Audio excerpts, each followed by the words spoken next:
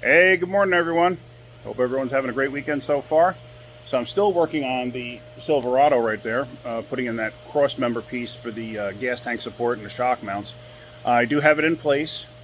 The right side shock mounts to that. The left side shock goes to a separate mounting area, which is rotted away too, so I got to make a separate piece for that. Anyway, I just want to show you, this is the old sections of frame rail from the junkyard piece that I cut apart. And I was kind of amazed at the welding done by the factory. The outer weld where this came through actually was pretty decent, but the inner weld was trash. I mean, real trash. But anyway, I cut it all off and I got the new piece mounted and it came out halfway decent. I'm not very proud of the welds because my welder is just kind of a piece of junk. I'm gonna have to get a new one. But anyway, on this side, you can see where I left the welds alone. They did come out halfway decent, not great, but halfway decent. On this side, I already started to undercoat it now after I got it all cleaned up. And it turns out, which I didn't even measure, but the frame rail on the 1500 is only this deep, whereas the 2500 is this deep. So I had to make a filler panel for here. But originally, I was going to leave the plate on the tube for that side and cut the tube in half. But what I wound up doing instead was I cut the plate off completely, and then the hole, I just oblonged the daylights out of it. And this way I was able to swing it in through that side and then stuff the driver's side in place. That's the reason for such a big plate there, because it was the only way I could get that thing in and leave this thing in one piece.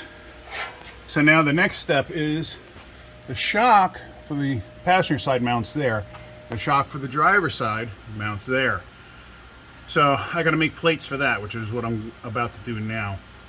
So I'm just measuring up stuff and I'm going to cut out plates and then I'm going to weld those in place. And let me just come to the outside here.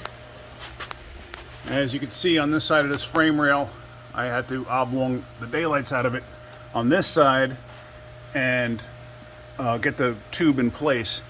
Like I said, the welder was not working great, but it is what it is. It's much stronger than it was before, that's for sure. And like I said, this is not a show truck, so we're not overly concerned about it. The metal on this truck has got quite a bit of rust pitting in it. I did grind out as much as I possibly could before I undercoated it and stuff. So it should look okay once I'm done. And I'm sure the owner's gonna be happy because he had an undrivable truck. But this truck has got so much rot on it. Look at that. It's got so much rot on it. It's, who knows how much longer this is gonna last. He said he'd be happy if he can get another year out of it. Yeah, between the 1500 and the 2500, that bracket for the exhaust is in a different spot. So I just had to move that. So that's the welder that we have. That welder is not mine. That welder was kind of sitting in the corner. The guy in the trailer shop who was doing the welding, he had his own welder there, and he would let me borrow that because he said that this welder didn't work for anything. He said it was terrible. And sure enough, once I got it and blew the dust off of it and started using it, I realized how bad it actually was. I mean, I don't know welders, but I can tell you this, it wasn't working very well. But after I've used it for quite a while, it's starting to work better. Still not great. It spits and sputters and pops and farts and everything else, but it's working much better. I don't know if I looked at the spool. The spool doesn't have rust on it, which is kind of what I was thinking at first, but that's not the case. But anyway, that's about it. I'm gonna get those plates made up for the other side shock mount, get that all mounted up, and then I'll show you the finished product. But other than that, I hope you guys are having a great day. Keep wrenching.